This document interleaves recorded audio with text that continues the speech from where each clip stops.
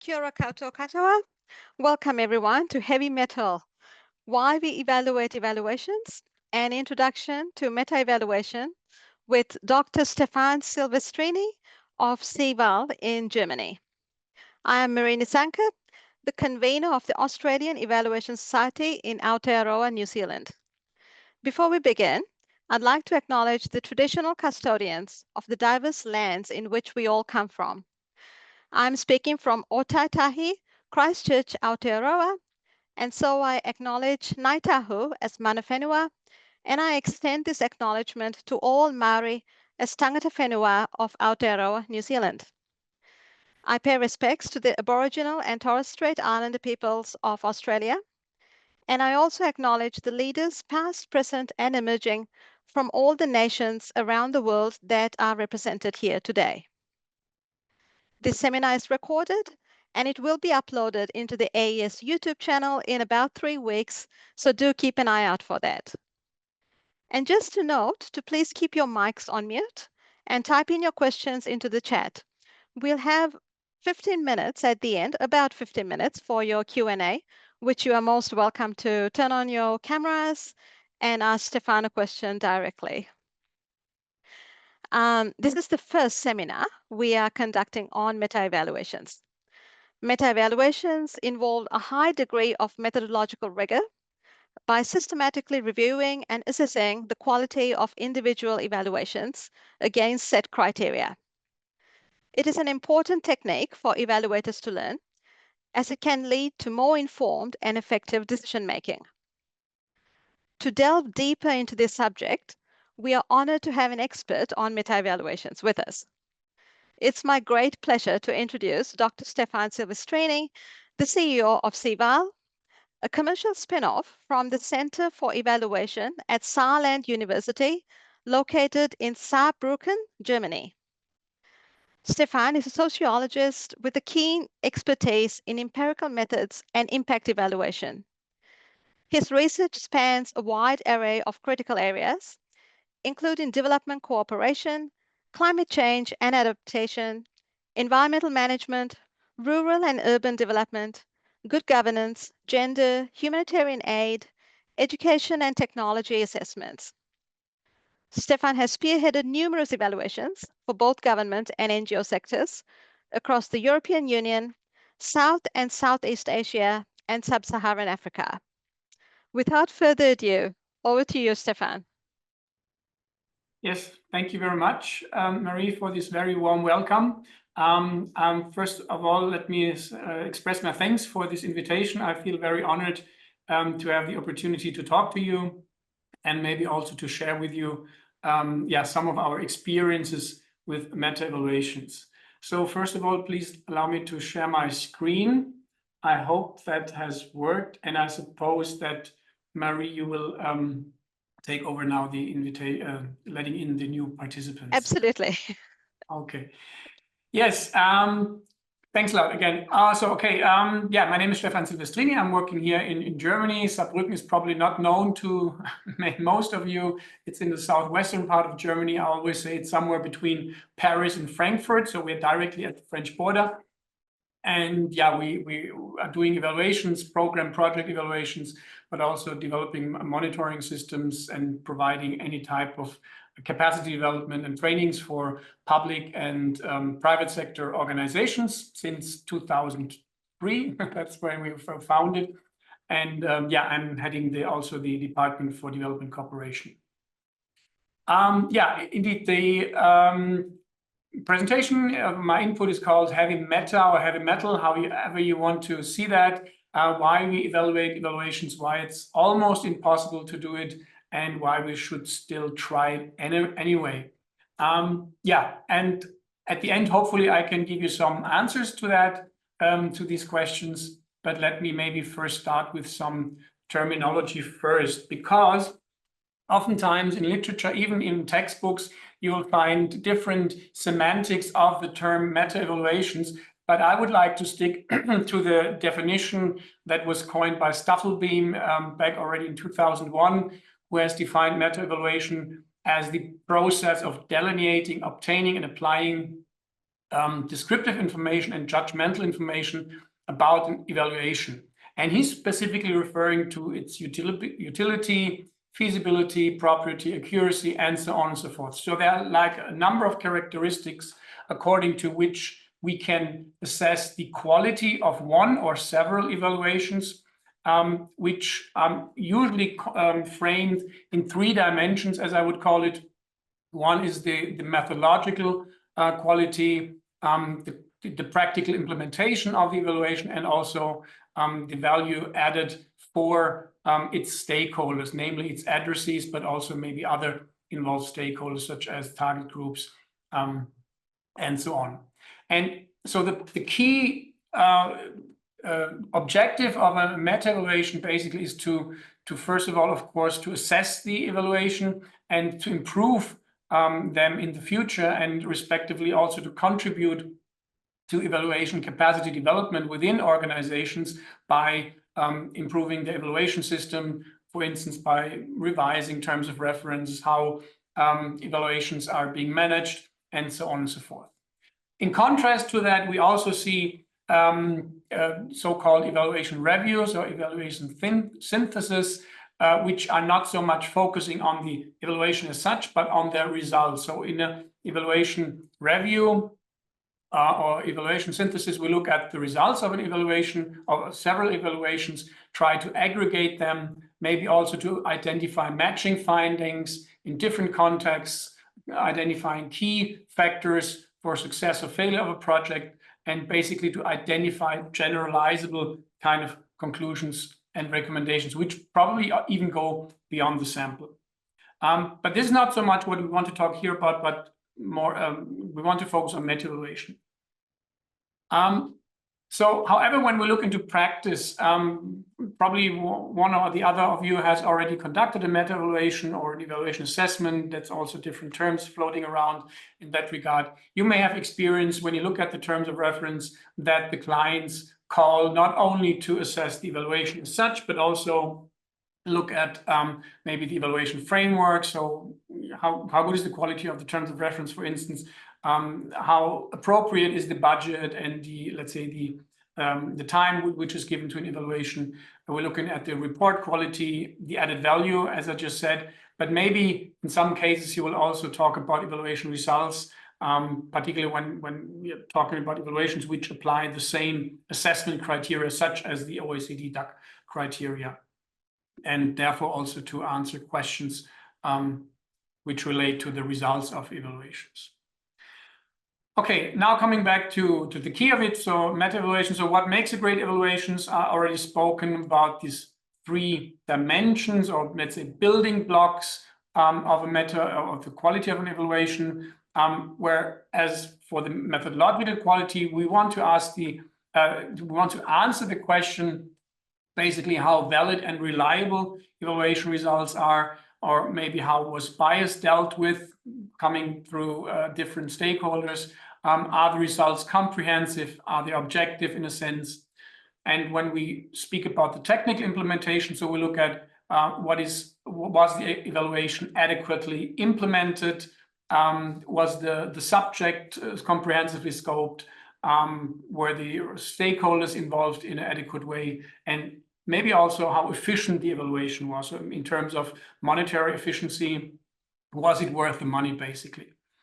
And finally, speaking about the added value, which is more the stakeholder perspective, we ask the questions about, how much use did the evaluation bring, or the results, or particularly the recommendations, were they applicable, were they useful to the stakeholders? And when we break that down, so how can we actually measure, or how can we assess the methodological quality of an evaluation? We'll usually look at 4 sub-dimensions, or how you want to call that, which is the comprehension of the evaluation object. So the project or the program or whatever is subject to the evaluation, was it basically understood by the evaluators, which also calls for the analysis of the intervention, its theory of change. Is the stakeholder setting understood by the evaluators? goals and tasks of the evaluation, and so on. I'm not reading all of that out loud because you can see it on the slide, and I suppose it will also be shared to you.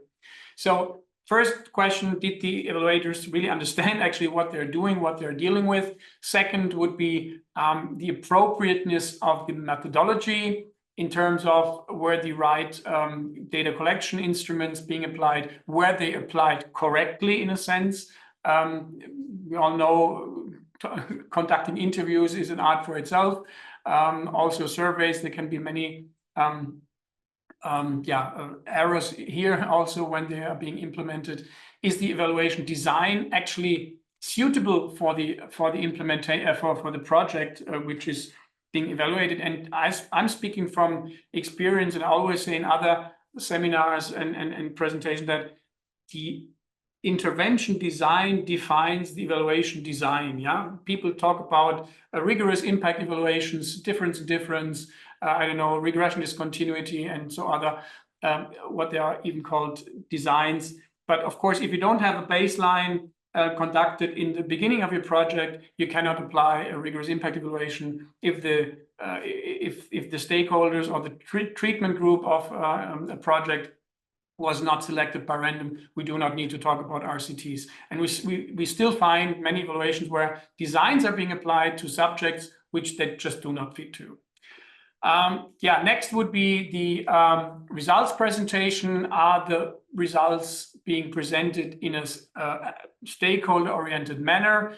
We talk here about the adequacy of executive summary, about infographics. Is it basically understandable, plausible, traceable what the findings are? Are the sources being referenced in the report, in the results chapters? And is there actually a causal analysis being conducted, maybe a contribution or an attribution analysis? Or is it just being put down what has been observed, and has it been attributed to the project without any further thoughts or any analysis? Yeah, and also very strongly related to that is the evidence basis. Are the evaluation criteria clear? Is it clear which questions are being answered? Are the conclusions and recommendations, are they basically building upon each other? Is there a reference between conclusion and recommendations to the results? So these are all criteria, and which you can further break down into indicators. I will show you in a moment in a exemplary analysis grid how that's been done. These are criteria, aspects you look at when you assess the methodological quality of an evaluation. Next comes technical implementation. You probably heard about the term evaluative thinking and process use of evaluations. So here we're not only looking at the methodological quality, if it has been applied according to research or scientific standards, but first of all, we need to see, okay, is there a true interest in the evaluation results? So the context of the evaluation by the client, by the stakeholders, plays a crucial role. And I heard that many here in this round among you are practitioners who have been conducting evaluations yourselves, and I suppose you probably also had one or the other assignment where you had at the end the impression, well, that was just an exercise because it has to be done, but no one was really interested in the results. A very important aspect where we always look at when we do meta-evaluations are the terms of reference. I will speak about that a bit later in more detail. One of our key findings or conclusions that we have from the last decade conducting numerous meta-evaluations is that the quality, or let's say the satisfaction of the addressees, like the client, the commissioners, with an evaluation correlates very strongly with the quality of the terms of reference. Spoken in other words, meaning that the more precise you formulate as a commissioner what you actually want to know, the better, I would say, the evaluators will respond to these questions, provided they have the right qualification and the framework conditions are also good. So we look at the terms of reference. Do they fulfill all the necessary criteria? And eventually we also look at the practical aspects. So do the evaluators have the right background in terms of regional, sectorial context, and of course also methodological knowledge?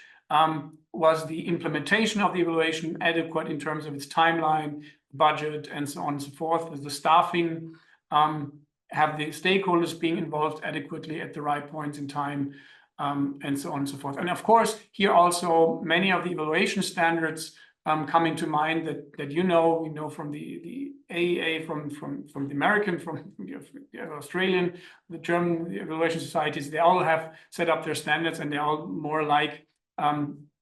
And that also refers to aspects like fairness, have all opinions, or let's say all feedbacks being considered adequately, and of course the evaluators, and is in the report or in the results presentations, are the individual rights being protected.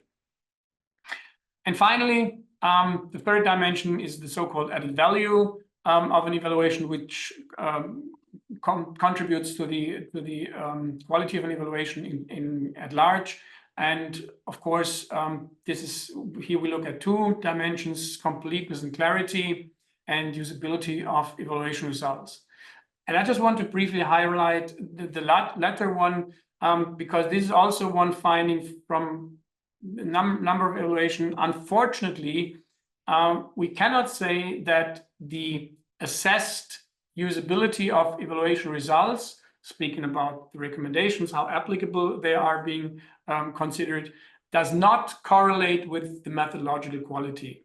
And I think when I spoke to our professor, and I've told him that I've just found that out in a review of 400 evaluations, that there is no correlation in that regard, he was quite upset, saying, no, that this cannot be the case. This is too bad to be true, because this would, I mean, what it means, it's clear to all of you, meaning that even bad evaluations whose results are not valid, not reliable, not objective, are being considered likewise usable or applicable in a sense as the ones which are of higher methodological quality. And there, of course, is a danger for evaluation, I would say, for the profession as such. Okay, I think I've now speaking about, I've spoken about the dimensions and the criteria which can be applied during a meta-evaluation, and in the next few slides, I want to give you a brief overview about the individual steps, that how we conduct meta-evaluations, also how we compile this in textbooks, and how we recommend to do it, and which is, to my understanding, also a good practice in terms of implementing meta-evaluations. First of all, of course, you need to select which evaluations you want to evaluate, and as easy or simple it may sound, this can already cause some confusion or challenges in such an endeavor, because it doesn't make any sense to compare, let's say, a $30,000 small project evaluation with a rigorous impact evaluation with 500,000, I don't know, even more budget. So here we need to look at, okay, which evaluations are actually suitable to be, so considering that we want to evaluate several evaluations in a meta-evaluation, that they somehow match as regards their scope, their framework, and so on. Oftentimes, this first step is already pre-given by the commissioner, because here we have, in the last 3 or 5 years, we have conducted so many evaluations, and we take a sample from that, and here now, please do that meta-evaluation on these evaluations. Next, you need to develop an analysis grid, which is common. I mean, in that regard, a meta-evaluation doesn't differ from any other evaluation, because you always need an analysis grid, or how it's called, evaluation matrix, that different terms with it. Basically, a checklist with all the relevant dimensions and criteria according to which you want to assess the evaluation. And oftentimes, from my experience, when the first evaluation that we did, that's where we stopped, and then we started doing it. But there's one very important step before that, actually 2 steps. And one is, particularly when you're working in a team, with a meta-evaluation. And that's mostly the case, I would say, because when you have to assess not maybe 1, 2, or 3 evaluations, but maybe 50 or even more evaluations, and you want to do it in a meaningful time frame, let's say 3 months, 4 months or so, you will not be able to do that on your own with only one person. You do it in a team, 3 or 4 people, and then there comes the problem: how do you provide for comparability of the assessment results? And I'm speaking out of experience, and therefore it's very important that you have an assessment guideline with very clear guidance on how to assess something. Like, for instance, to give it a practical example, speaking about the methodological quality, and one criterion would be, does the report provide sufficient information on the data collection instruments that have been applied in that evaluation?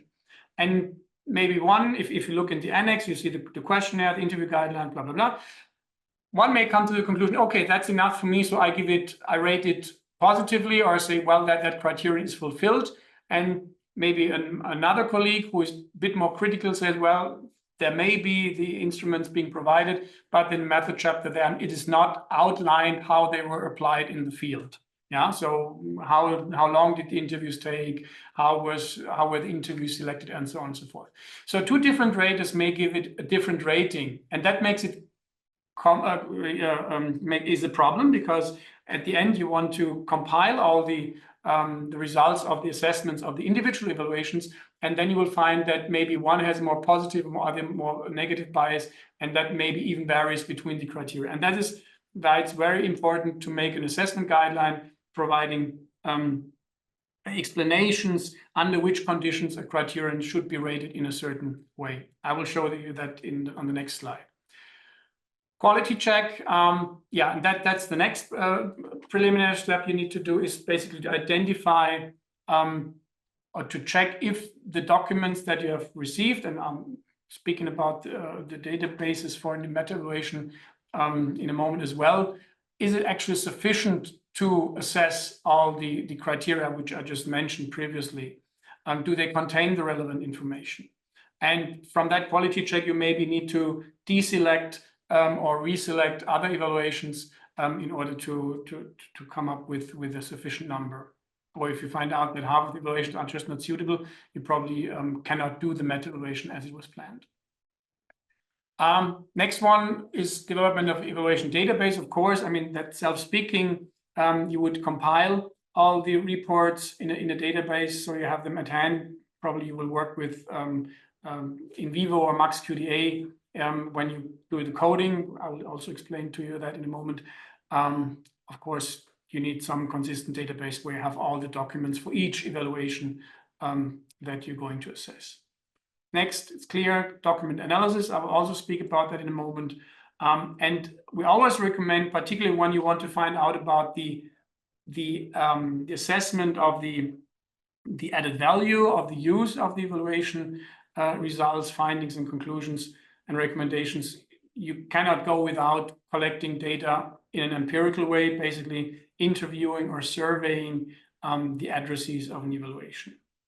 So whenever that's requested, because usually an evaluation report or presentation or whatever document that you may have, this is not being documented. Maybe you have a management response, but probably not into that detail that you need. Results need to be aggregated. I will show you in a moment. There are 2 basically different ways how to do that. You need to write an evaluation report like in any other evaluation, and since the final goal, as I just mentioned, of any meta-evaluation should be to improve, to revise the evaluation system, that would constitute the last step of any meta-evaluation. Okay, going briefly through the different steps. So as I said, first of all, when you select evaluations, you should think of the scope of these evaluations. Are we talking only about project evaluations, program evaluations? Of course, it doesn't make much sense to compare, at least not methodologically, a small project evaluation with a, I don't know, institutional evaluation or a program or a country evaluation, because there is no common ground, so to say, as regards the adequacy of a certain evaluation design or methodology. Also, it makes sense to think of, does it really make sense to compare? I mean, you can do it, but it probably will not give you meaningful results. Evaluations which are being conducted in LDCs, with evaluation in fragile contexts, in crisis contexts, with evaluations which are being implemented in stable framework conditions, because such conditions will affect, of course, the implementation of an evaluation very strongly. And as I just said, when we assess the technical implementation, we also look at the framework conditions which have an influence on them. Also, what I already mentioned was that it probably also makes sense to check in what range of budget or timelines evaluations are being conducted. It would not be fair to assess in a very small-scaled, maybe more project review with a rigorous impact evaluation, because of course that small project review would lose in every dimension, would be assessed very negatively in comparison to that. But since the budget is totally different, there is no it's not meaningful to compare it, right? Because the evaluators didn't have the chance to do it any better because they didn't have the budget to do so. And since evaluation and designs and methodologies change over time, it also makes sense to limit the scope of a meta-evaluation to evaluations which probably have been implemented in a period, maybe 2 to 3 years, or maybe even 5 years, but probably not evaluations of the last 20 years, because as I said, and we all know it from the development of evaluation methodology, that these have changed over time. However, it can make sense in certain, depending on your knowledge interest, it can make sense to actually check for one of these criteria, which I just mentioned here, probably to say, no, I deliberately want to select evaluations over a period of the last 20 years in order to find out how did the quality of evaluation develop over time. So that would be, I would say, a dependent variable in your equation, so to say, in your analysis, according to which you're going to aggregate your findings. But as I said, other than that, you should have a coherent set of evaluations you're going to look at. Coming next to the analysis grid, at least the practitioners of you who have done evaluations, and every evaluation needs some kind of grid or matrix, however you want to call that, that framework which allows you to do a systematic assessment of whatever you're going to look at. You need that for meta-evaluation, of course. So it ensures that you're assessing each and every evaluation by the same criteria, by the same standard. And of course, it should at least contain the analysis dimension you're looking at, which I just outlined before, which criteria are you going to assess, or the indicators, if you break it further down, what data sources you're doing the assessment upon, what data collection analysis methods you are going to apply. And one thing, and this also have this expression mark here noted, is what we came to when we did the first few meta-evaluations, say, well, maybe it also makes sense to provide some kind of a rating scale for each criterion. I'm just showing you now what I mean with that. Here you can see an excerpt, a very short excerpt of a much longer analysis grid of a meta-evaluation we have conducted. And we have, I don't know, I didn't mention that before. I can provide you with a link of a meta-evaluation we did for the Finnish Ministry for Foreign Affairs, where we have a full-fledged analysis grid in the annex of the report, which is published on the internet, so you can download that or you can have a look at it. So here in the first column, you see the criteria, description of evaluation purpose, for instance, and so on. The rating scale, so we say it's either inadequate, it needs improvement, it's satisfactory, or it's good or very good.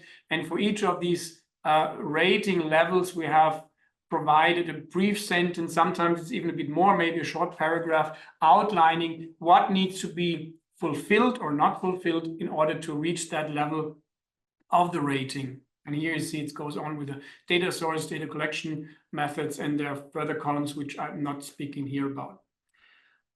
But some of you may ask, okay, for scale rating, that sounds very simplistic. Maybe it's oversimplified.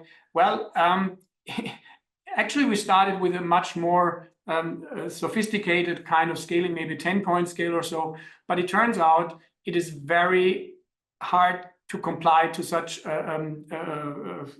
how to say, fine scaling, so to say, and you basically rather achieve some pseudo, I don't know in English, accuracy, which doesn't help you or doesn't provide you with any, it doesn't give you any advantage in the analysis, particularly since you will probably also do some calculations at the end, adding different ratings and calculating coefficients for each criterion or each dimension at the end. Many criteria can also be coded with dichotomous ratings, say fulfilled or not fulfilled, very simple things. For instance, when we look at the terms of reference, we say, is the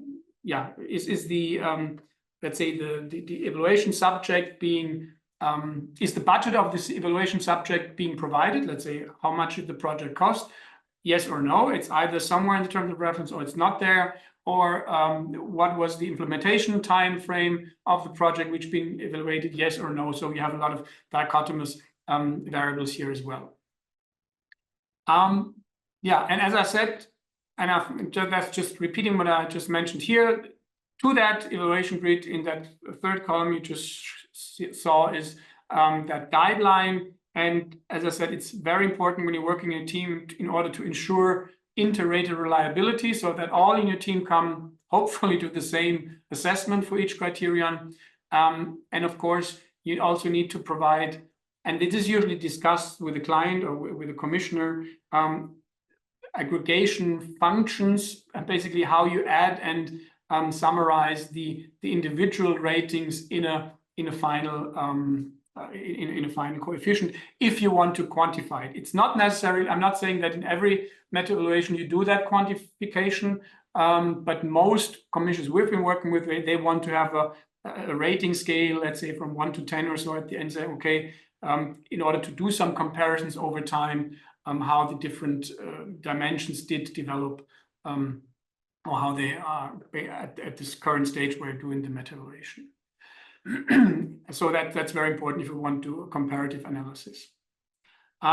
Ideally, such assessment guidelines should also provide you with some information how you can triangulate data sources, because, as I said, in the meta evaluation, you'll probably mostly rely on the evaluation report, but maybe also on the inception report, other documents which are being provided, and hopefully also empirical information from the stakeholders.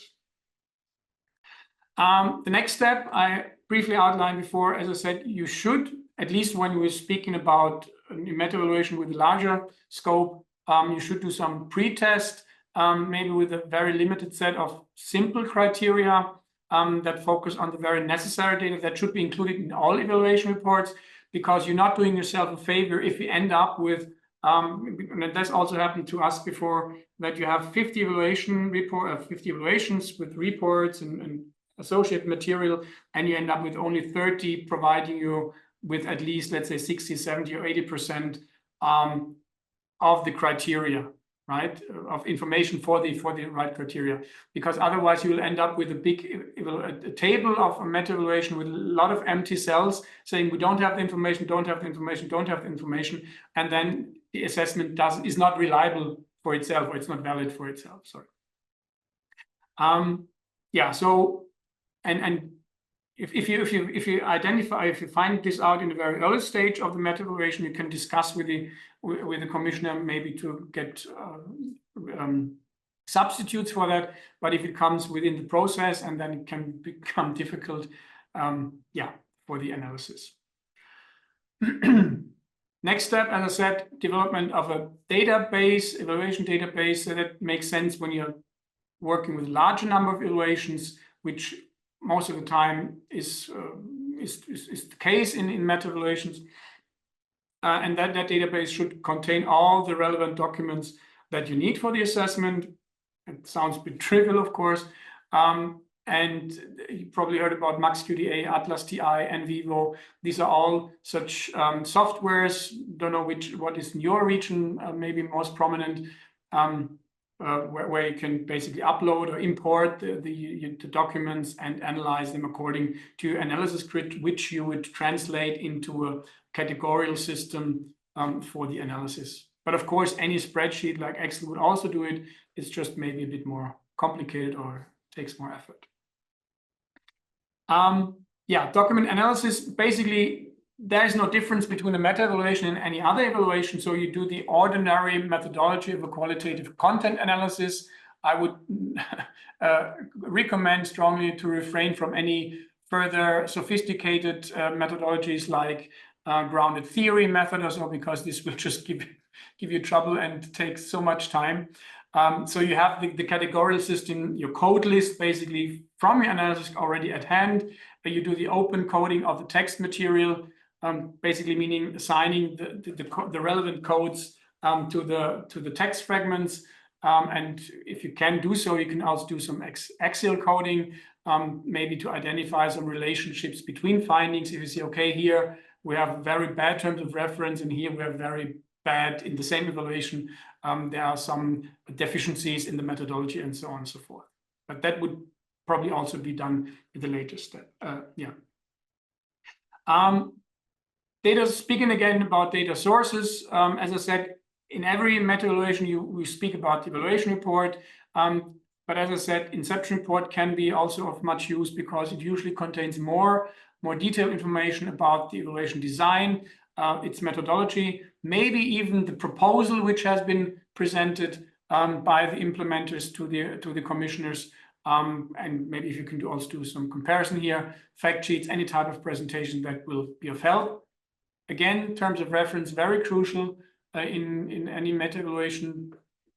Also for you as the meta-evaluator to compare, okay, did the evaluators actually do what they have been supposed to do, and did the terms of reference provide the necessary information therefore?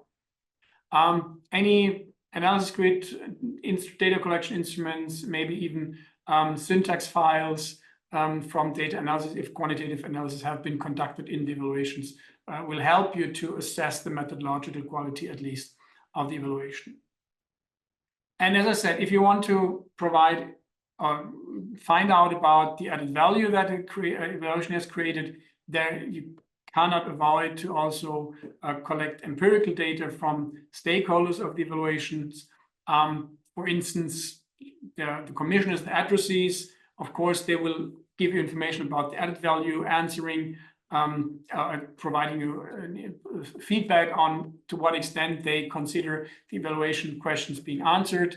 Also, the project staff will tell you about how usable they find the recommendations, if they were able to implement them. And also a very important, interesting question at least is, when they have implemented these recommendations, did they actually yield the improvements that they did expect or that the evaluators suppose that they bring?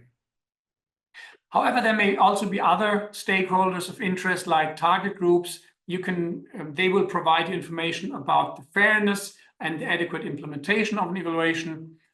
Maybe you can also refer to external experts, which provide you with another assessment of methodological quality. And of course, in case that's possible, you should also talk to the evaluators themselves, because they are the only ones probably who can give you more information about the context, the framework conditions, the challenges that the evaluators had when they implemented the evaluation, also for you to give a fair assessment of their evaluation that needs to be taken into account.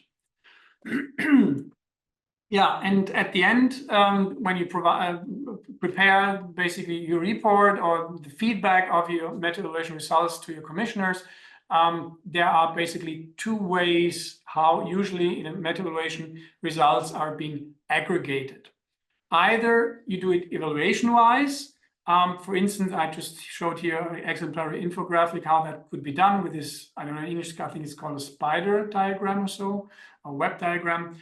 If you want to give a single evaluation a certain profile and maybe even compare profiles between each others, So that provides an overall assessment of a single evaluation. So summarizing the assessments of individual criteria for one evaluation.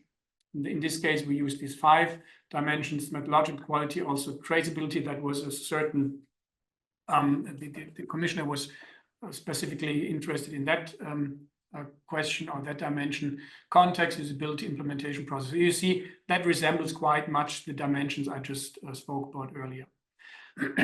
Or if you have a set of evaluation, then we're going to speak about the quality of an evaluation system as such at large. Then you do code-wise aggregations, meaning that you have here also a brief infographic. So you say you want to find out for all the evaluations. Here we speak about, I don't know, around about 50 evaluations, how many have been satisfactorily described, the intervention, which were 4 were very good, 23 were satisfactory, 16 needed improvement, and 2 were considered as the description being inadequate. So you summarize basically the assessments for all the evaluations over the different criteria in your results presentation. Basically, which way you choose, or if you use a combination of the 2 ways, this is something you agree with your commissioner. There is no right or no wrong. It depends on your overarching question that, or the knowledge interest that you associate to the meta-evaluation. Reporting at the end, of course, you should focus on the strength and the weaknesses of the evaluated evaluations in terms of the dimensions I just mentioned. Of course, you should also disclose the fields of action and provide, like in any other evaluation, concrete suggestions or recommendations, what to improve, how to strengthen the evaluations, how to receive better evaluation and evaluation results in the future. And usually this is not only by providing a meta-evaluation report like we do in any evaluation, but this is more an interactive kind of exercise, I would say, where you have workshops with commissioners, maybe even seminars, where you work with them outlining guidance, new guidelines for writing terms of reference, steering management of evaluations, and things like that. So these are, from my experience, the outcomes or the results of a meta-evaluation. And of course, this last point, this should flow into a revision of or improvement of the evaluation system. And making use of meta-evaluations can be done by strengthening the capacities of commissioners of evaluations in terms of how to write terms of reference, how to manage evaluations, and so on.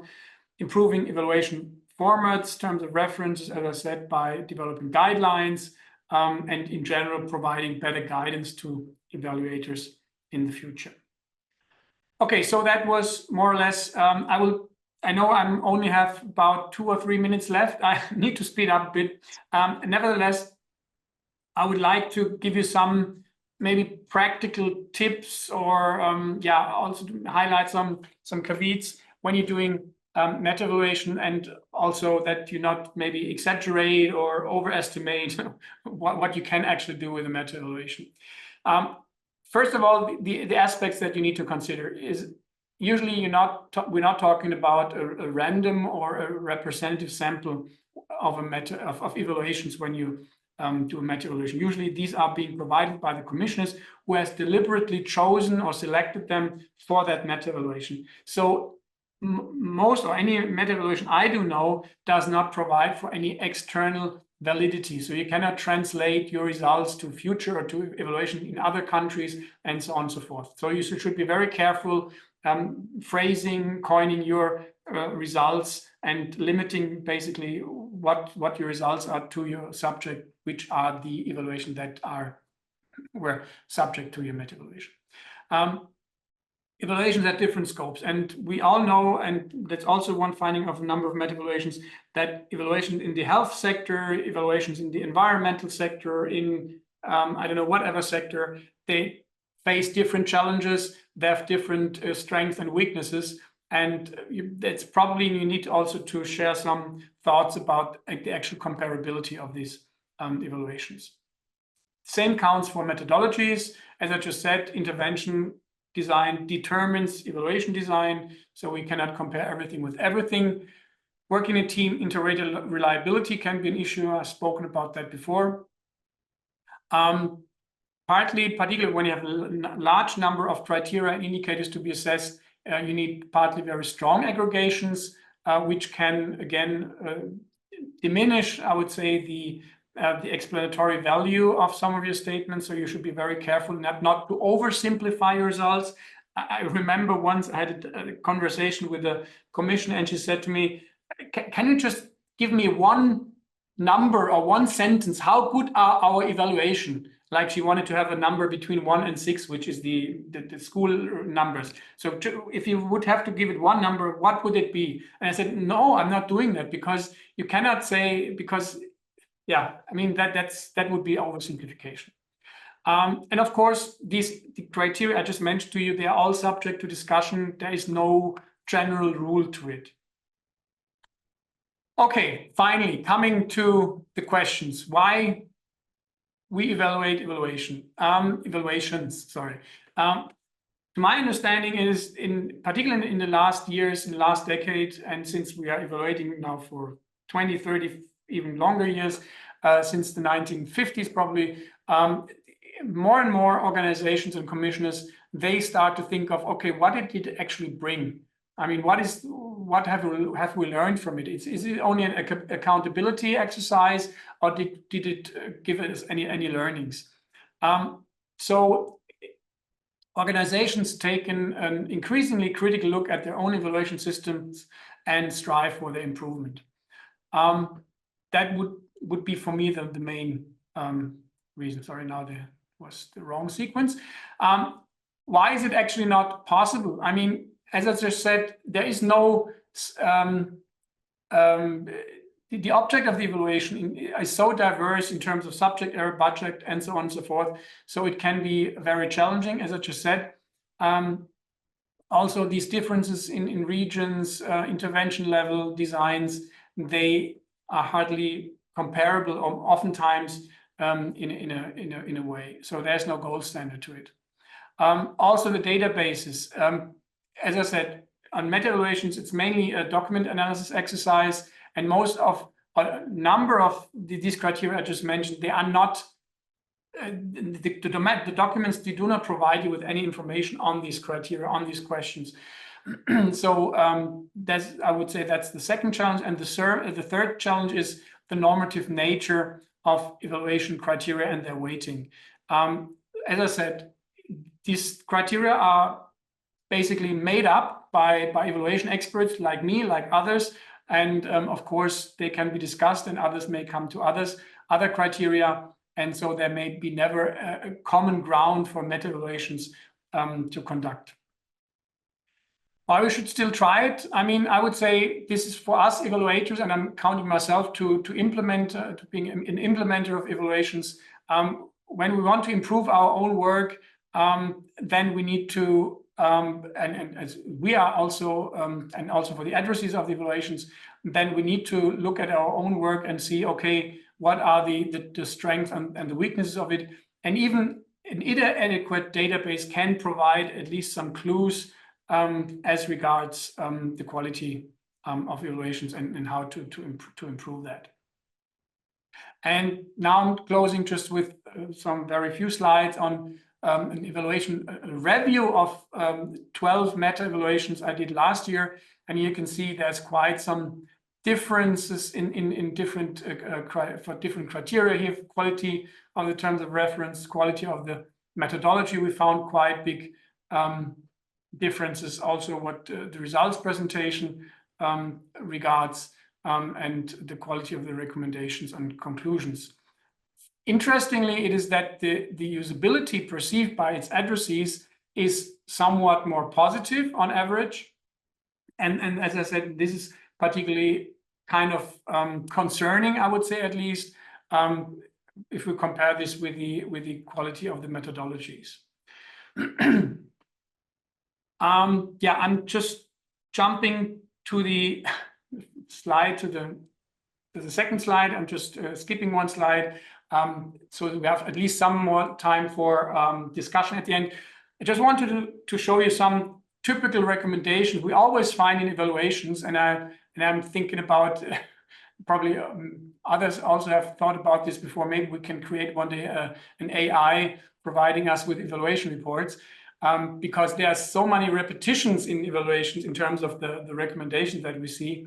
And the first one deals with the M&E system itself. Like, I would say at least half of the evaluation, they say, well, baseline data has not been collected. Please do so in the future. We need comparison group data to provide you with better evaluation results. The second, let's say, cluster of recommendations we find circles around the partners.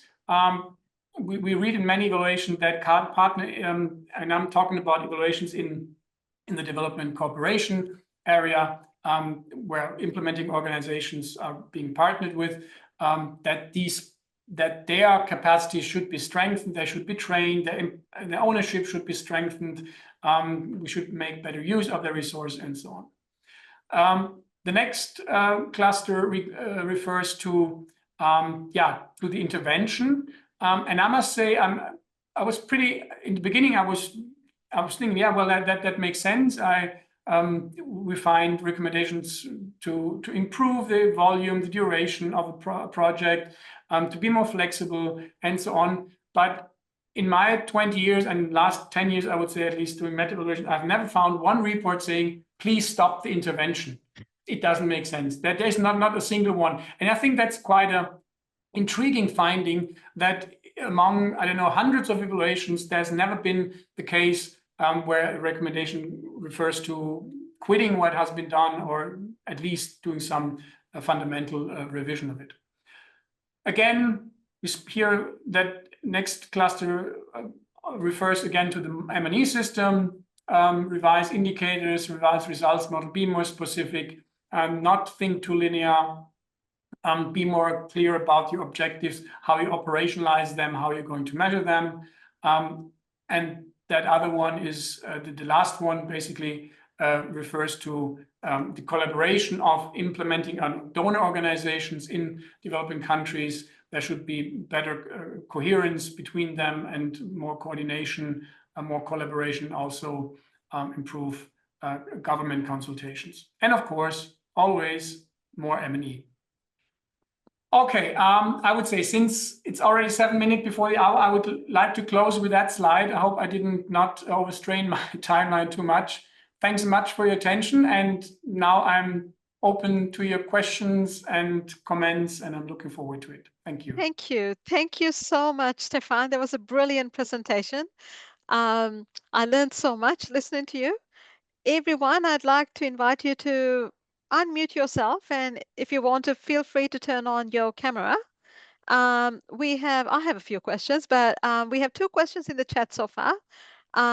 Jai and Graham. Jai, would you like to unmute yourself? And if you want to, you can turn on your camera and ask the question about developmental evaluation. Oh, sorry. Hi there. Sorry, I'm just making some dinner while I'm listening along. So, yeah, thank you so much for the presentation. It's really great and really interesting to think about, step back from this perspective. Just at the beginning there, you mentioned that that there's a real strong link between the quality of the outcomes from an evaluation and the, I guess, the specificity of the what you're asking of the evaluators at the beginning. And it just really sort of piqued my interest in terms of thinking about this in terms of certain methods of evaluation. So particularly that developmental evaluation, where you may not know exactly what it is that you're trying to evaluate from the beginning, and that emerges through the process, whether you've had experience with that and how it sort of fits in terms of what you've been talking about. Thanks. Yeah, thanks for. Should I respond directly, or you want to collect a few questions, or? I think you should respond directly, Stefan, yes. Just because there aren't any more coming through. Yeah. Okay, no, I'm happy to do so. Yeah, thanks, Jay, for your question. Actually, I'm referring to evaluation in general. And we had meta evaluations of developmental evaluations, of project evaluations, bigger program evaluations. Some organizations were also asking us to evaluate the entirety of evaluation they're conducting. So from my experience, I would say the, how do you say, let's say organizations which are not so familiar or not so experienced with evaluation, they often have a hard time when they're doing their very first evaluations to provide the evaluators with a clear-cut understanding what they want to know. And particularly if evaluation questions are not, or if maybe the other way around, if there are too many evaluation questions, this can also be a challenge. I've seen terms of reference with 80, 90, 100 evaluation questions, and then you have a budget tag of 50,000 and say, okay, when should I do that?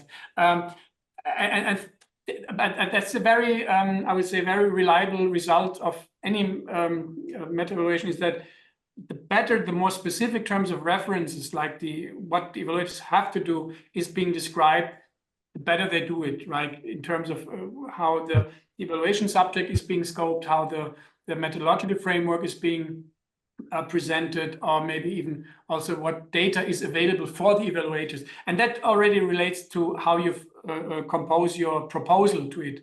Yeah, I mean, as an evaluator, when I see 4-page terms of reference where I have no information at all, I don't even care to write a proposal anymore, because I know this will just be trouble at the end. So just to sort of maybe if I can follow on, I'm sure other people have questions too. I was just really interested in trying not to be too overly prescriptive and trying to allow the evaluators to have some of their expertise play out in the how and the what. Yeah, I mean, sure. I mean, of course, if you provide everything, then you don't leave the evaluators the opportunity to present themselves and say, okay, in what area do they have the expertise, what methodology they would provide.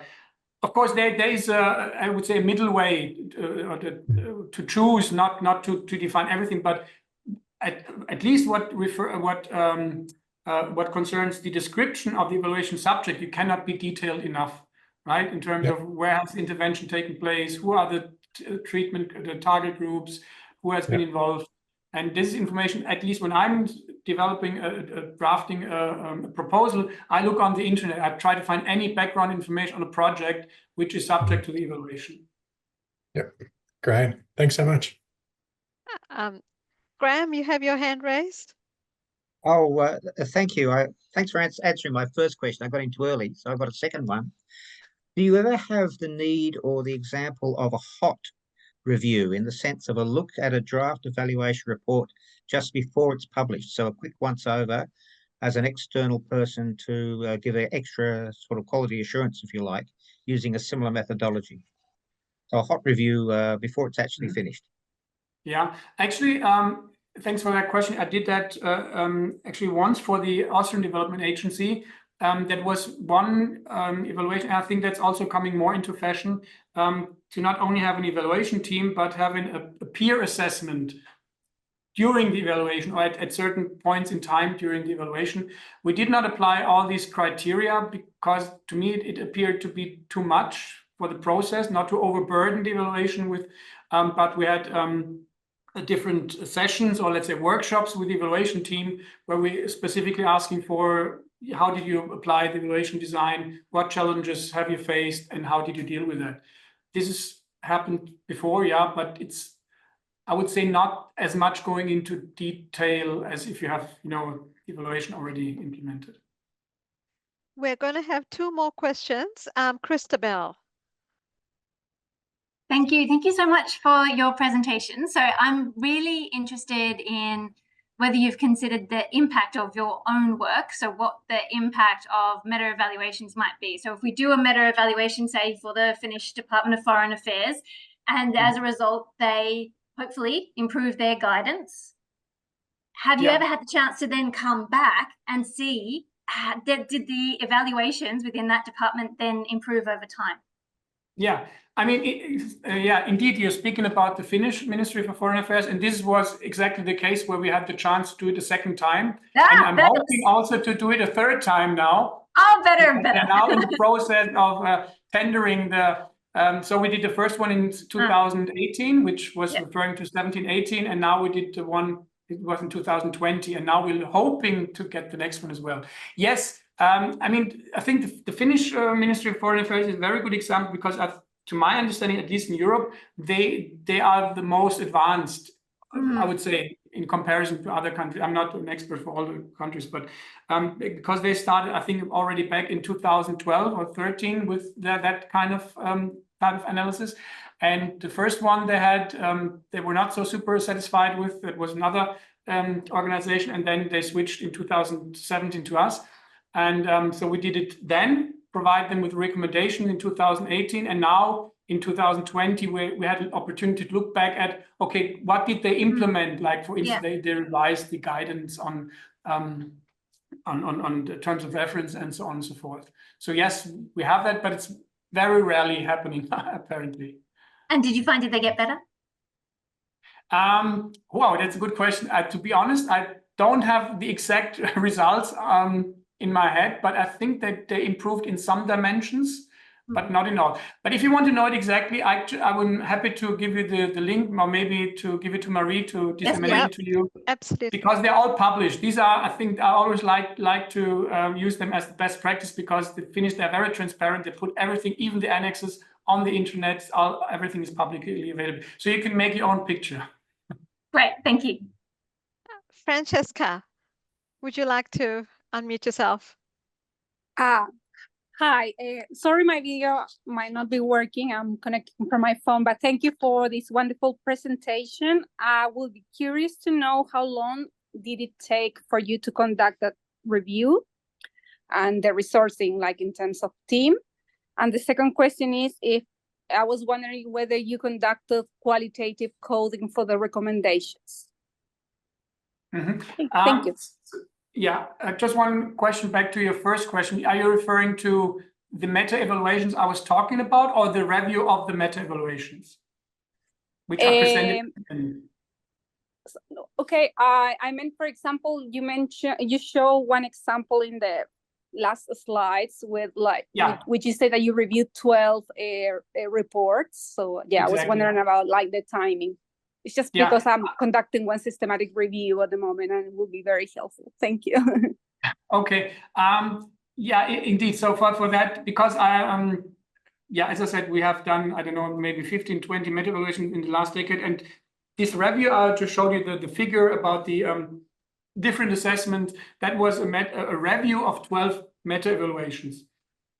Hopefully that terminology is not getting too complicated. So I was checking what are the results of these 12 meta-evaluations, how do they compare with each other. To be honest, I do not know, because that was not paid time. That I did it just for myself, because I wanted to know it, and I wanted to write an article in a journal, which I did at the end. Maybe it took me, I mean, not counting in the time we took for the meta-evaluations themselves, just taking the time which I took for the analysis and writing the article, maybe 6-8 weeks in total. But it's hard to, because I didn't track my time for that, because I did it in my spare time. Sorry, your second question about, you said about qualitative indicators for recommendations. Is that what you said? Yes, I was wondering, and based on that last slide where you had these clusters with the main recommendations, so I was wondering whether you conducted qualitative analysis on the recommendations. Exactly. So that is basically my personal view when I was reading the evaluation reports, and I was looking particularly at the recommendations chapter. I did basically, how to say, a list and say, how many times do I find this or this or this kind of recommendation. So I just counted that together. It's not very sophisticated, in-depth qualitative analysis with MaxQDA. That was just from my, from what I read from the reports. Thank you very much. It's very useful. And just before I thank Stefan, I'm going to sneak in one final question. In your expertise of conducting meta-evaluations, what are some of the pitfalls that people fall into when doing meta-evaluations? Like, is it in their classification scheme?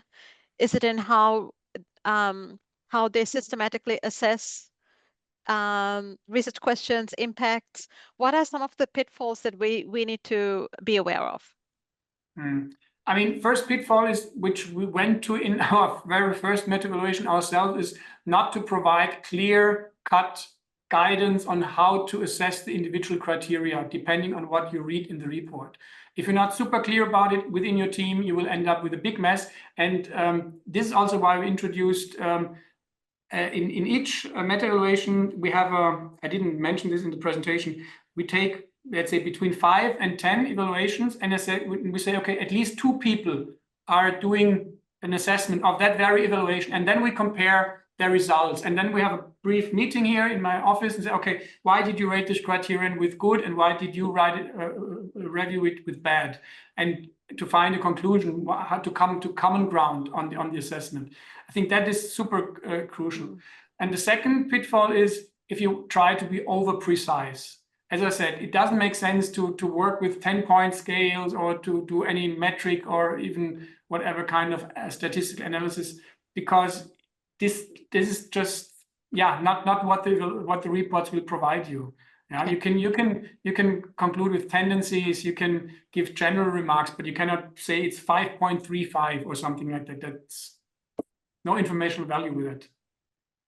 Thank you so much. That was a brilliant presentation. On behalf of the AES, Stefan, thank you for your time.